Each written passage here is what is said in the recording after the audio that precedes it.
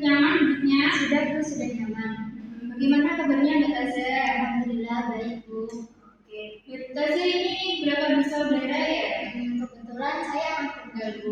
Keluarga di rumah sehat-sehat? Alhamdulillah sehat. Alhamdulillah ya sehat-sehat. Jadi enak dong anak tunggal ya, pasti jadi kesayangan banget sama orang tua ya. Ya gitu deh Bu, alhamdulillah ibu bapak saya tuh sayang banget sama saya Bu. Terus nggak merasa kesepian Mbak kalau anak tunggal? Kalau kesepian sih enggak Bu, soalnya kebetulan samping rumah tuh ada yang seumuran sama saya. Jadi kalau kesepian saya tinggal main ke rumahnya. Iya, alhamdulillah ya. Kalau ada teman seumuran tuh enak, bisa diajarin curhat gitu ya. Iya Bu, kebetulan juga ibu saya tuh ibu rumah tangga. Jadi kalau mau keluar ya sama saya atau sama bapak saya. Oh, enak ya. Ibunya masih enak dijajarin. Oh, gitu ya. Oke. Oh ya, kemarin Mbak Taza sudah cerita panjang lebar ya di WA. Iya Bu. Nah, katanya Mbak Taza juga mau ketemu ibu yang secara langsung untuk konseling ya. Iya Bu, betul. Berarti ini baru pertama kali melakukan konseling individu? Betul Bu, ini baru pertama kali. Sebelum kita melakukan konseling, alangkah baiknya kita berdoa dulu ya. Doa mulai. Doa selesai. Nah, sebelumnya Ibu mengucapkan terima kasih banyak sama Mbak Taza karena sudah mau konseling individu bersama Ibu secara sukarela ya Mbak. Nah, sebelumnya Ibu jelaskan dulu ya konseling individu itu apa. Proses pemberian bantuan layanan untuk konseling yang meliputi bidang pribadi, sosial, belajar, dan juga karir. Nah, proses konseling individu ini bisa dilakukan secara daring Mbak. Nah, kalau daring itu seperti lewat Zoom gitu ya Mbak. Kalau yang kita lakukan ini secara face to face. Nah, jadi dengan layanan konseling individu ini diharapkan Mbak Taza nanti berperan aktif ya, karena keberhasilan dalam proses konseling ini kuncinya ada di dalam Mbak Taza ya. Iya Bu. Nah, di sini di dalam konseling individu ini ada 3 asas ya Mbak Taza. Yang pertama ada asas kerahasiaan, yang yaitu menjamin kerahasiaan dari cerita yang Mbak Taza berikan nanti kepada ibu. Nah, yang kedua ada asas kesukarelaan. Mbak Taza datang ke sini secara sukarela tanpa ada paksaan. Sukarela Bu. Nah, yang terakhir ada asas keterbukaan. Nah, di sini yang dimaksudkan yaitu Mbak Taza secara terbuka menceritakan masalahnya Mbak Taza kepada ibu ya. Tujuannya untuk apa? Untuk memudahkan kita dalam menyelesaikan masalahnya Mbak Taza. Bagaimana Mbak Taza sudah paham? Iya Bu, saya paham. Nah, ibu harap konseling kita kali ini bisa menyelesaikan, bisa menuntaskan masalah Mbak Taza ya. Iya Bu. Nah, sebelum kita melakukan konseling individu ini, kita sepakati dulu ya waktunya selama 40 menit. Sudah cukup atau belum Mbak? Sudah lebih dari cukup. Oke.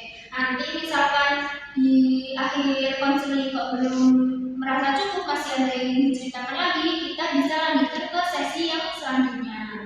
Nah, bagaimana Mbak Taza sudah siap untuk menceritakan masalahnya? Iya Bu, saya sudah siap.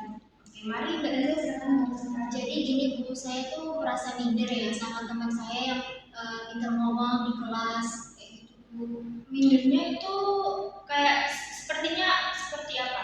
Ya dari semua hal sih Bu, apalagi kalau di kelas kayak gitu Bu. Mereka yang pintar ngomong tuh pasti banyak berkontribusi di kelas Bu. Biar berarti Mbak Taza itu sering diem kalau waktu di kelas gitu ya? Iya Bu, saya takut untuk berinteraksi lebih waktu di kelas. Jadi biar ibu simpulkan dulu ya, permasalahannya Mbak Taza di sini yaitu perasaan minder dalam diri Mbak Taza sendiri, gitu ya? Iya Bu, betul. Nah, coba sekarang Mbak Taza berikan satu contoh aktivitas yang bisa membuat Mbak Taza itu minder waktu di kelas.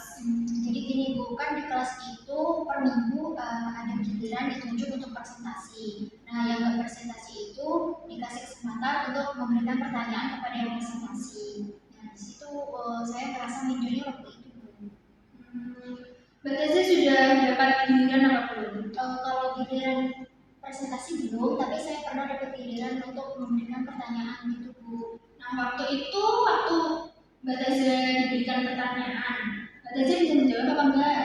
Enggak Bu, sebenarnya tuh saya tahu jawabannya, tapi kayak susah waktu mau ngomongnya Bu. Oke, sekarang Ibu mau tanya, kalau kamu punya pikiran seperti itu, apa akan terjadi pikiranmu itu, Mbak? Ya, saya jadi malah gugup Bu. Terus dari gugup itu saya jadi kehilangan konsentrasi dan malah nggak bisa jawab dengan optimal Bu. Nah, bagus Mbak Taza. Berarti Mbak Taza sudah tahu ya, kalau Mbak Taza berpikiran seperti itu, nanti Mbak Taza akan malah jadi tidak fokus, malah jadi merasa gugup. Iya Bu.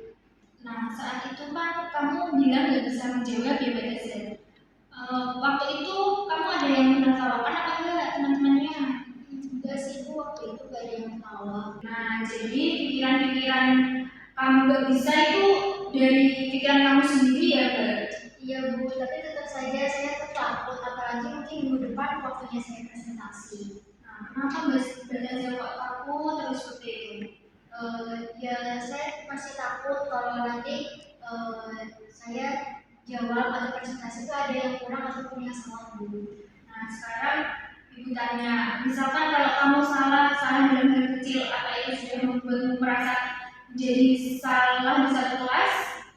Enggak sih Bu. Nah, sekarang juga tanya, apa teman-temanmu juga nggak pernah ada kesalahan waktu dalam proses pembelajaran?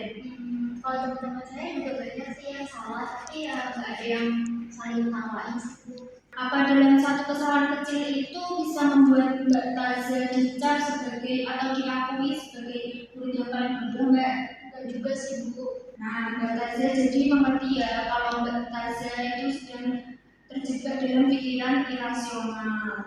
Iya Bu. Oke, sekarang Ibu ingin tahu keyakinan apa yang Mbak Taza dapatkan setelah ini? Saya punya pikiran baru kalau saya tuh tidak akan berpikiran irasional lagi. Terus saya akan giat belajar untuk mempersiapkan presentasi ataupun menjawab pertanyaan. Terus saya tidak akan menyalahkan diri sendiri terlalu dalam Bu kalau mungkin saya melakukan kesalahan. Dan kesalahan itu akan saya buat pengalaman untuk belajar di kemudian hari agar lebih baik lagi Bu. Ibu setuju dengan apa yang Mbak Taza ucapkan tadi. Ibu harap Mbak Taza sudah tidak ada lagi ya pikiran-pikiran irasionalnya. Ya Bu, saya juga berterima kasih sama Ibu karena telah membantu saya menghilangkan pikiran-pikiran irasional saya. Ya, sama-sama Mbak Taza. Ibu juga senang bisa membantu mengatasi masalah yang Mbak Taza hadapi. Iya Bu. Nah, jadi Mbak Taza sudah nggak takut lagi ya kalau ada pertanyaan di kelas, Mbak Taza sudah nggak takut lagi untuk menjawab. Iya Bu, saya insya Allah sudah tidak takut lagi. Alhamdulillah, kira-kira kapan Mbak Taza akan menerapkan pikiran-pikiran rasionalnya Mbak Taza? Saya akan menerapkannya nanti Bu, kebetulan ada pelajaran bahasa Inggris, soalnya Mulina juga masih tanya jawab ke saya Bu. Oh, berarti setelah ini ada pelajaran bahasa Inggris ya Mbak Taza? Iya Bu. Nah, oke. Kira-kira kapan Mbak Taza akan kembali lagi untuk mengonsultasikan kelanjutan dari kegiatan konseling kita hari ini? Gimana kalau hari Kamis depan Bu? Iya, itu setuju. Berarti Kamis depan kita bertemu lagi ya di jam dan waktu yang sama. Siap. Oke, Mbak Taza, Ibu tunggu ya kehadiran Mbak Taza Kamis depan. Iya Bu. Nah, setelah melakukan konseling ini, bagaimana perasaan Mbak Taza? Alhamdulillah saya merasa lebih lega Bu, lebih enteng. Sebelumnya kan saya punya pikiran-pikiran negatif yang bikin saya tuh takut terus-menerus, tapi sekarang saya lebih punya pikiran yang positif untuk mengatasi masalah saya itu. Alhamdulillah Mbak Taza, semoga Mbak Taza setelah kita melakukan konseling ini, Mbak Taza bisa menghilangkan pikiran-pikiran irasionalnya dan menggantinya dengan pikiran-pikiran yang lebih positif lagi. Dan semangat terus ya belajarnya, Mbak Taza nggak perlu takut dalam waktu ada di kelas. Mbak Taza tetap semangat, yang penting dia belajar, pasti Mbak Taza bisa menjawab pertanyaan-pertanyaan waktu di kelas. Ya Bu, semoga saya bisa mengaplikasikannya di kelas yang dimasuk nanti. Nggak terasa untuk kita sudah 40 menit ya Mbak Taza. Nah, kira-kira ini ada yang ingin diceritakan lagi apa enggak Mbak Taza? Untuk sekarang mungkin sudah cukup Bu, itu saja. Oke, kita akhiri dulu ya counseling kita hari ini. Iya Bu. Kita tutup dengan doa dulu. Doa mulai. Doa selesai. Kalau gitu saya pamit dulu ya Bu.